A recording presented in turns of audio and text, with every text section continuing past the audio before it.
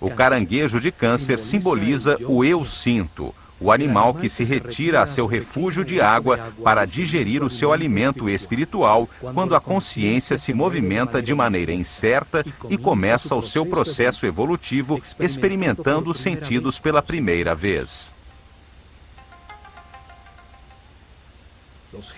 Os gêmeos de Gêmini simbolizam o eu penso, o desejo de aprender e explorar com a dualidade necessária para encontrar a verdade, o conhecimento e a experiência através dos opostos, das experiências contrastantes.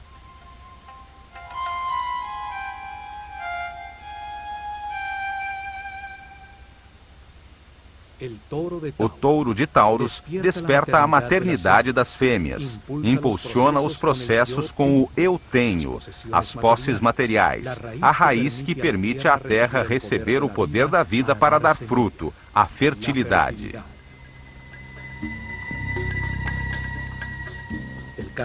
O carneiro de Áries representa a tomada de consciência do seu ser, o eu sou, a força que resiste às dificuldades da vida e converte a rocha em cristal, a matéria que domina a si própria e se torna transparente. É o poder de procriação que põe a vida em movimento, a primavera. Os peixes de Pícis impulsionam os processos com o eu creio, com o sistema de crenças adquiridas. É quando se submerge na inconsciência para buscar a origem de suas palavras e ações. Em Aquário, a consciência irradia os conhecimentos verificados e adquiridos por Gêmini. Leva a água das altas frequências do livre espírito aos mundos mais remotos, simbolizando o eu sei. Capricórnio utiliza esses conhecimentos adquiridos, simbolizando o eu uso, para concentrar a matéria até tornar-se transparente. Na era de Sagitário, o eu vejo, a consciência evolutiva já é um ser que cresceu além de sua natureza animal, o centauro, com sua consciência dirigida ao divino. É o poder espiritual do pensamento, a sabedoria da idade.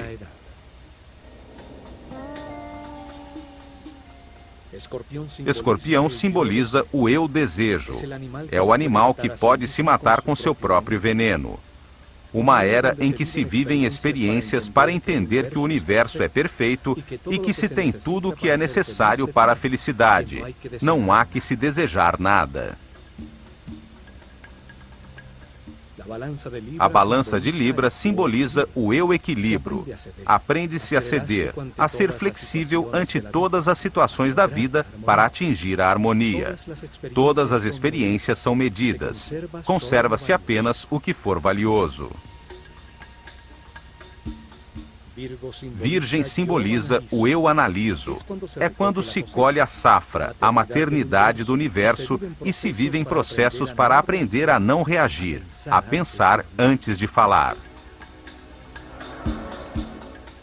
E por fim, Leão, o símbolo do eu posso, o rei dos animais, o grande pai do zodíaco. A força do fogo que verificou todas as verdades, experimentando na própria carne os resultados de suas decisões, em milhões de situações ao longo de muitas reencarnações. Neste ponto, o homem deixa de identificar-se com seus instintos animais, sua consciência deixa de ser um estábulo onde vivem suas paixões descontroladas. Abandona o círculo dos animais. Leão se projeta sobre Câncer, a porta para a escala seguinte do universo, onde, como guia dos processos de outras consciências, serão experimentadas situações de mais responsabilidade, para seguir seu caminho do aperfeiçoamento de volta a Deus. O processo evolutivo está completo quando, ao longo de muitas reencarnações, as 12 energias fundamentais são recebidas e os diferentes processos que elas geram são experimentados.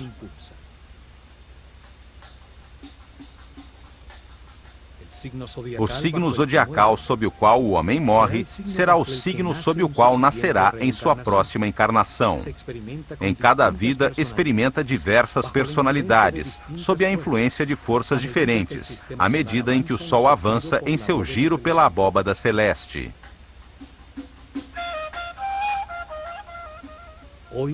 Hoje conhecemos este giro como precessão dos equinócios, mas não entendemos seu profundo significado em nosso próprio processo evolutivo.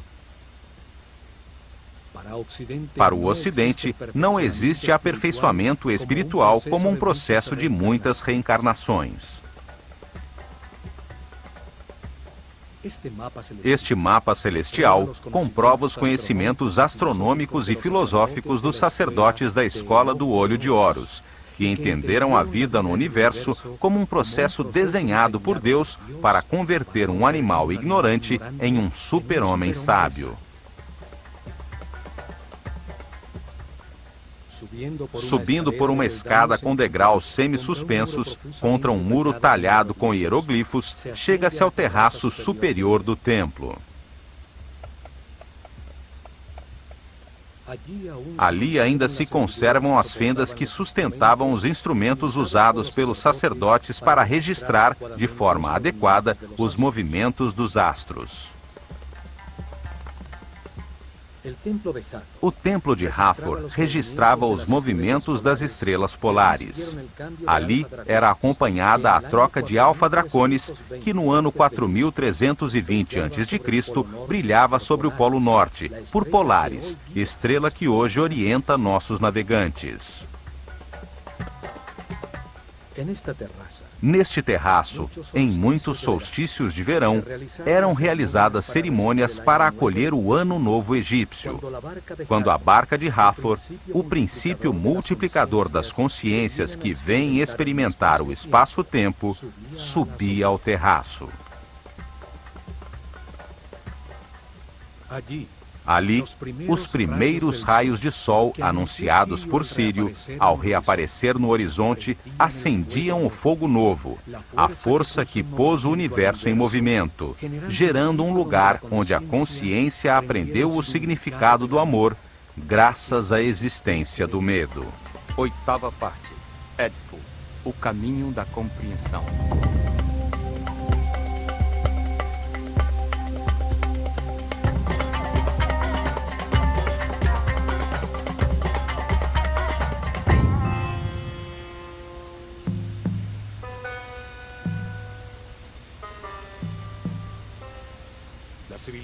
A civilização egípcia, guiada pelos sacerdotes da escola de mistérios de O Olho de Horus, se baseava em uma crença fundamental, a de que o homem encarna diversas vezes para viver um processo de aperfeiçoamento que o leva de sua animalidade original à sabedoria e à imortalidade.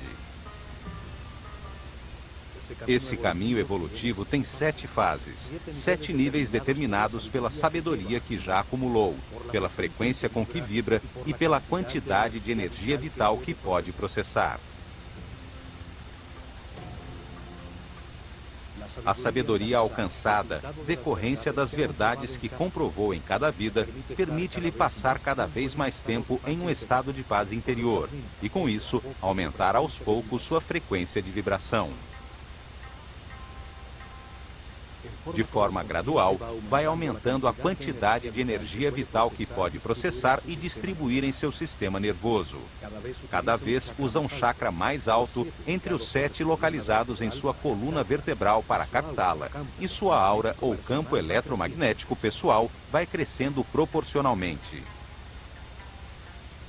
As circunstâncias que o homem vive, os processos pelos quais deve passar, com o objetivo de evoluir e de adquirir sabedoria, foram estabelecidos por Deus de forma perfeita. Os egípcios acreditavam que a energia que flui de Deus e que se manifesta de diversos modos determina os processos a que cada espírito é submetido. O universo seria como uma fábrica de consciências, submetida a uma série de processos lineares.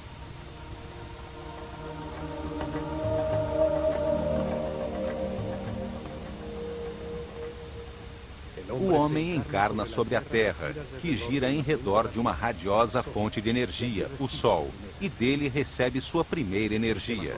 O Sistema Solar, por sua vez, gira em torno do Sol central da galáxia, outra fonte radiante de energia. Eles descobriram que durante este giro, que leva 25.920 anos, e ao qual chamaram de ano cósmico, o Sistema Solar recebe a energia de uma série de astros radiantes, que produzem diferentes campos de força.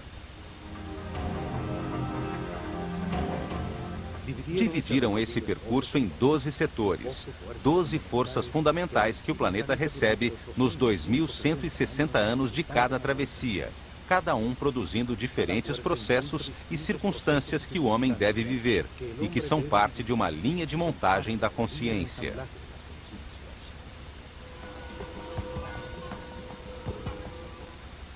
Chamaram de néters a estas energias dos céus. A cada uma das que iam identificando, davam um nome e uma figura simbólica.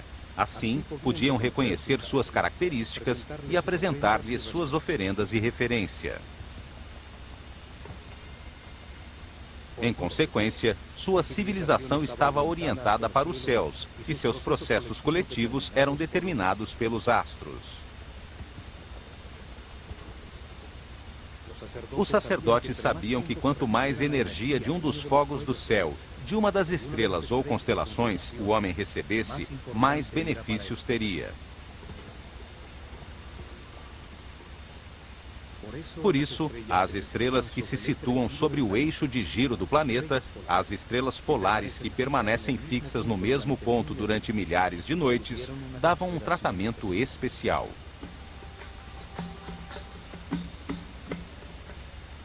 Além disso, em uma época em que a noite era comparada à morte, ao perceber que tais estrelas apareciam sempre no mesmo lugar, sem circular pela abóbada celeste, o povo transformou-as no poder que reina na escuridão, força nefasta que trazia as mortes e as desgraças.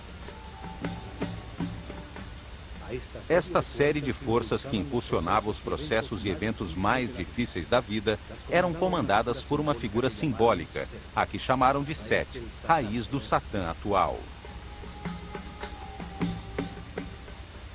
Set, o Senhor da Escuridão, o poder que atravanca o avanço do homem, que o submerge em paixões animais, fazendo com que permaneça estacionado na ignorância. Tinha uma função importantíssima no universo egípcio. Levava o homem a cometer erros, induzia a condutas agressivas e desrespeitosas, que apenas produziam dor, sofrimento, angústia e medo.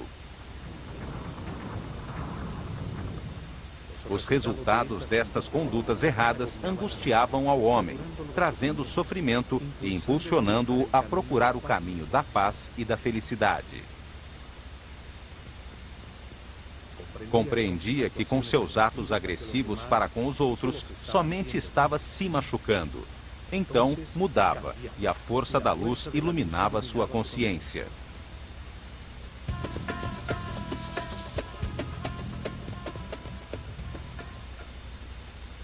As forças que levavam o homem a mudar, a avançar em direção à cordialidade, à paz e ao entendimento, eram comandadas por outra figura simbólica, a qual chamaram de Osíris. Osíris é o Senhor da Luz, o poder que impulsiona o avanço do homem para a espiritualidade e a vibração no amor, ao longo de muitas vidas e circunstâncias difíceis.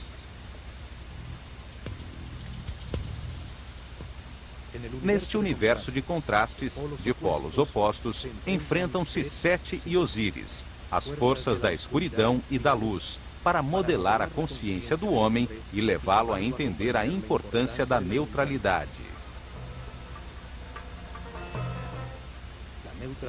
A neutralidade não gera uma força oposta que faz perder energia. Antes, é a base da supercondutividade, um princípio físico que ainda está sendo descoberto.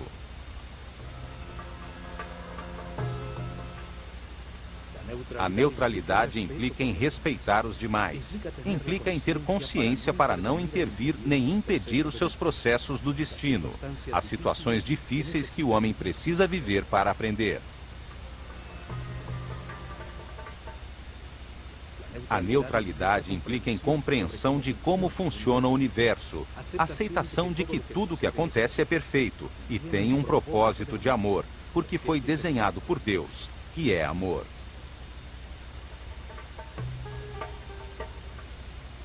O ser humano atinge a neutralidade ao fim de seu giro de reencarnações, no momento que verificou na própria pele todas as verdades do universo, quando renasce em espírito e atinge a iluminação. Este momento é simbolizado por Horus, um falcão dourado que a tudo vê, tudo sabe, que voa sobre os contrastes e as limitações naturais do universo. Isso porque não apresenta resistência.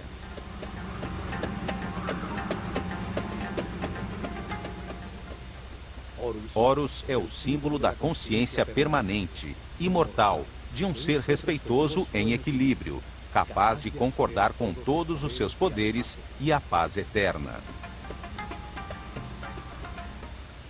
Este momento de equilíbrio é experimentado no planeta 4 dias por ano, os dias do equinócio de inverno e verão, quando o dia tem a mesma duração que a noite.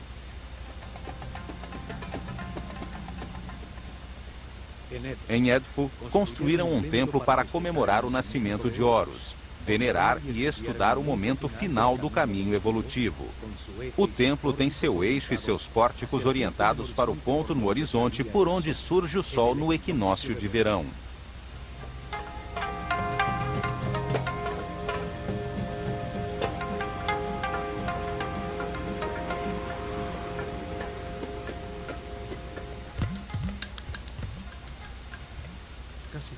Quase todos os complexos religiosos egípcios tinham em seu interior 2 templos, 2 observatórios astronômicos, um solar e outro estelar, com seus eixos e pórticos orientados a 90 graus um do outro.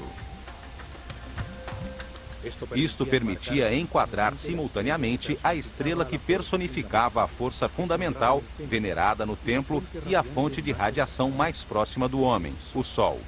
Isso nos dias que definiam as mudanças climáticas, as estações, os pontos em que mudava o meio ambiente de todos os seres da Terra. Em certos casos, como em Edfu e Dendera, um mesmo templo enquadrava com seus pórticos uma estrela brilhante que anunciava a saída do Sol por esse mesmo lugar um pouco mais tarde. Edfu e Dendera são 2 templos irmãos, 2 observatórios que se complementavam para registrar de forma precisa a abóbada celeste sobre o Polo Norte e o Polo Sul do planeta. As estrelas polares eram um ponto de referência para registrar qualquer variação na inclinação do eixo da Terra com relação ao Sol. Este ângulo é o que causa as estações, os solstícios e os equinócios, o clima do planeta.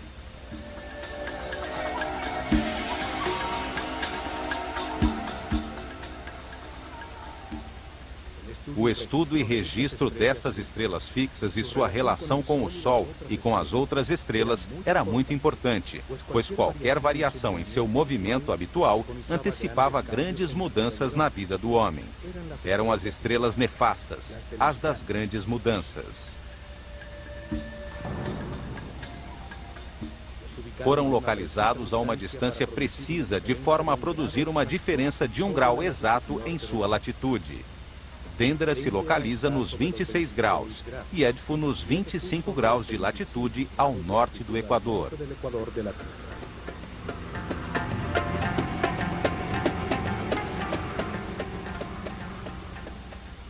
Assim podiam registrar facilmente o movimento do sistema solar pela galáxia, o que era fundamental para os sacerdotes, pois determinava a passagem pelas diversas constelações, pelas energias fundamentais que determinam o caminho evolutivo do homem.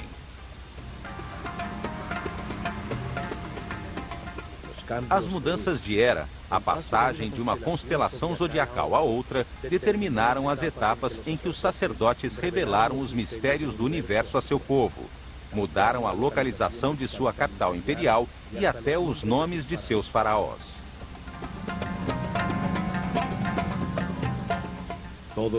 Todos os templos que construíram enquadravam em seus pórticos um setor do céu, por onde se movimentavam os mazarotes, os fogos do firmamento, permitindo-lhes registrar seus movimentos com facilidade.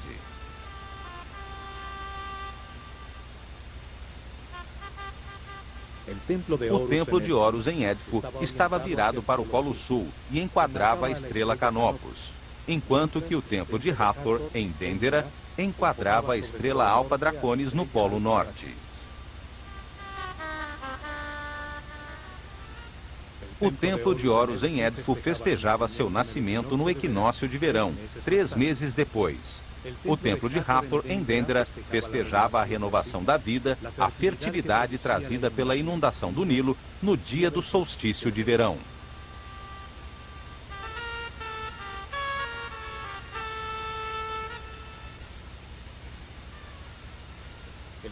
O templo secundário, dedicado a Ísis em Dendera, enquadrava a estrela Sírio às noites sobre o horizonte, sua personificação no céu, que com sua reaparição anunciava a enchente do Nilo, e ao amanhecer, o surgimento do sol no dia do solstício de verão. Nesse dia, a inundação marcava o fim do ano solar egípcio, celebrando-se em Dendera as festas do Ano Novo em honra de Hathor, a força que renova a vida, e de Ísis, a que trazia a água, sustento do Egito.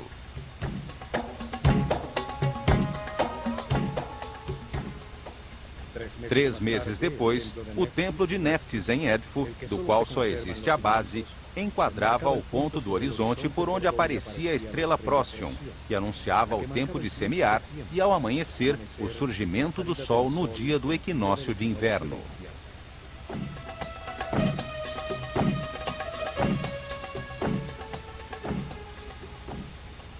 Os astros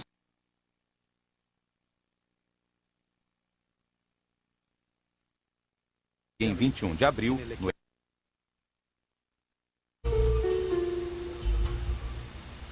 e lá chegava a barca de ouro com a imagem de Hathor que vinha de Dendera pelo Nilo.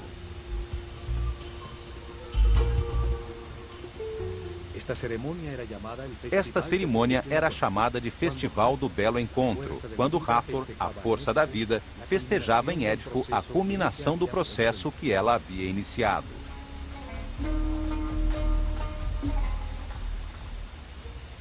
As estrelas e os sóis viajam de um horizonte ao outro pelo céu em barcos simbólicos. As imagens que estas estrelas representavam, como Hathor ou outro dentro de barcas de ouro, em procissões pelo Nilo.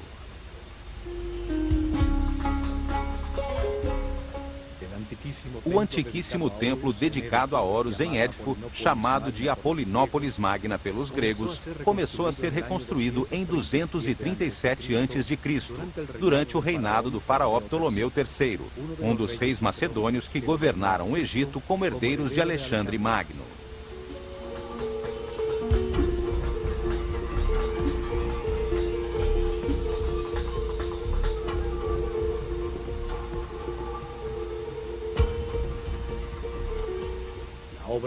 A obra durou 180 anos, terminando em 57.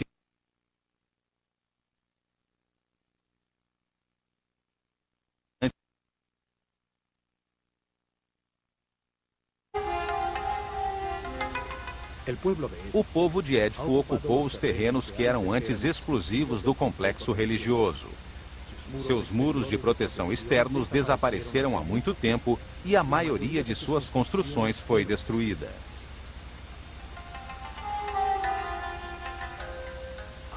O templo principal, dedicado a Horus, o Falcão Dourado, permanece ainda intacto.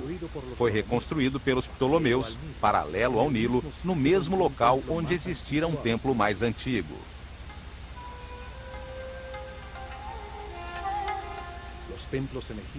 Os templos no Egito, que eram orientados para uma estrela em particular, só eram úteis por aproximadamente 300 anos, uma vez que o movimento do sistema solar em torno da galáxia tirava do foco a estrela objeto do registro. Por este motivo, desmontado e reconstruído com seu eixo ajustado em aproximadamente 4 graus. Por esta razão, são encontradas pedras marcadas por faraós anteriores nas bases dos novos templos. Era como girar o telescópio.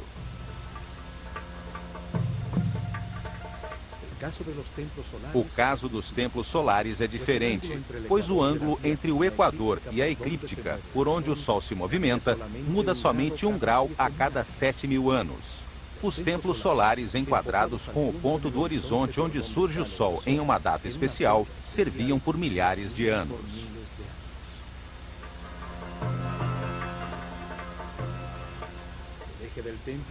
O eixo do templo está orientado para os 86,5 graus sudoeste.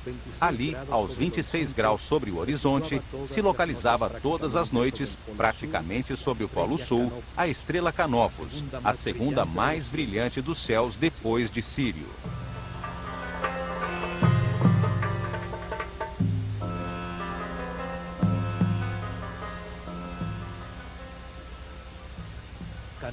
Canopus, Alpha Cariani, situa-se a 74 anos-luz da Terra e é a estrela mais brilhante da constelação de Carina, antes conhecida como Argo Navis, guia do navio Argos, no qual Jasão e os argonautas embarcaram para encontrar o véu dourado.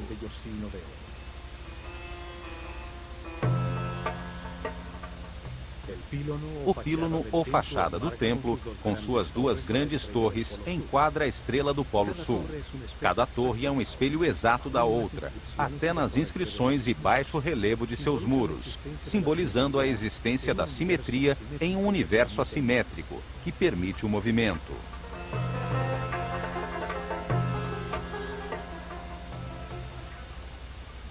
Na frente, a figura do faraó esgrime uma espada para os inimigos do Egito com um gesto ameaçador, em um símbolo recorrente desde a época de Nárnia.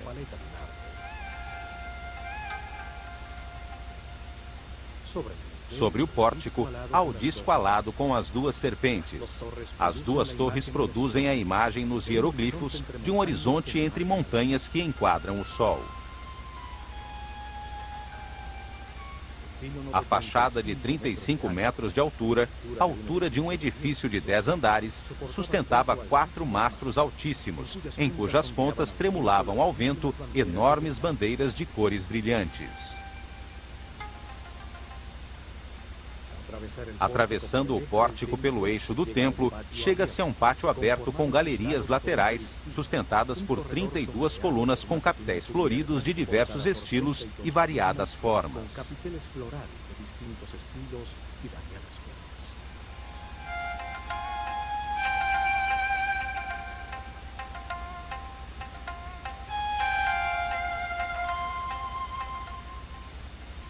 Na fachada interior do pílono, que se abre sobre o pátio interior, as imagens talhadas também estão dispostas simetricamente, como em um espelho, variando apenas as formas simbólicas sobre suas cabeças.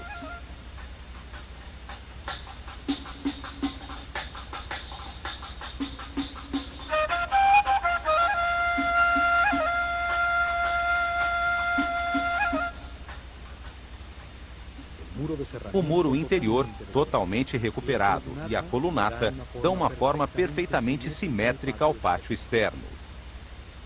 O equilíbrio do conjunto enche de harmonia o espaço onde os iniciados recebiam suas lições. As diferentes cenas talhadas em baixo relevo explicam o processo evolutivo do homem, suas relações com as forças dos céus, a luta entre o espírito e a matéria que permite que se encontre a verdade através dos opostos.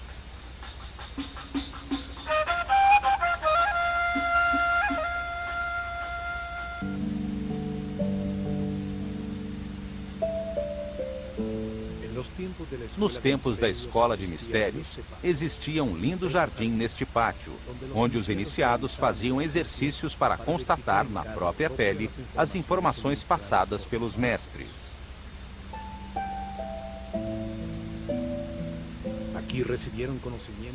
Aqui recebiam conhecimentos correspondentes ao seu nível de consciência. Trabalhavam sob a direção do mestre do misticismo, dedicando-se ao objetivo principal da neutralidade num mundo bipolar.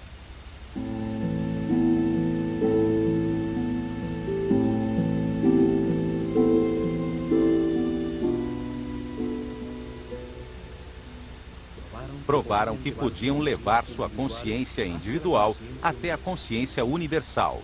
Entenderam a necessidade de um universo de contrastes que produzisse vivências, situações e processos que permitissem uma decisão livre. Cada vida permite que se experimente um lugar diferente, uma família diferente, diferentes condições de saúde e riqueza, diversas situações nas quais se pode cometer erros diferentes.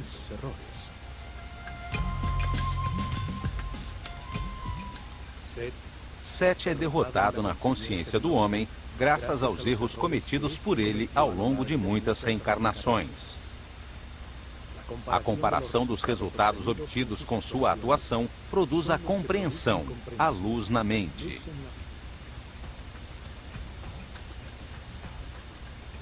Experimentaram o princípio vital de outros seres e entenderam que existe somente uma grande consciência no universo. Isto foi verificado diante de uma das palmeiras no jardim da galeria, quando se concentravam nesta até sentir o vento em suas folhas. Descobriram que somente mediante a entrega total se realiza uma fusão com o exterior. O tempo para de existir, e sua consciência e a da planta se fundem em apenas uma, ocupando o mesmo espaço. O mestre lhes ensinou que qualquer concentração começa com um exercício intelectual, dirigindo-se a atenção para a planta e trazendo à mente tudo o que se conhece sobre ela. A razão clareia a mente, organiza, avalia, compara, analisa, até que se defina as características que transformam um ser em uma planta. Descobriram que uma vez que se conhece tudo sobre o objeto da concentração, o trabalho intelectual termina. Nesse momento, passavam à segunda fase de concentração, usando a intuição e todos os sentidos como uma forma de percepção, a fim de sentir tudo o que a palmeira é, apalpando sua forma, observando sua cor, seu cheiro, seu sabor, escutando o seu som interior. Na última fase, realizavam exercícios de concentração espiritual. Já não pensavam na palmeira, já não sentiam como ela era, mas como na consciência, o homem se converte em palmeira e consegue experimentar um estado de ser diferente do habitual.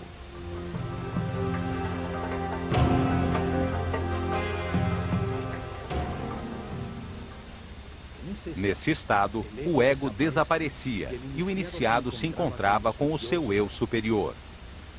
O tempo desaparecia. O silêncio expandia a consciência.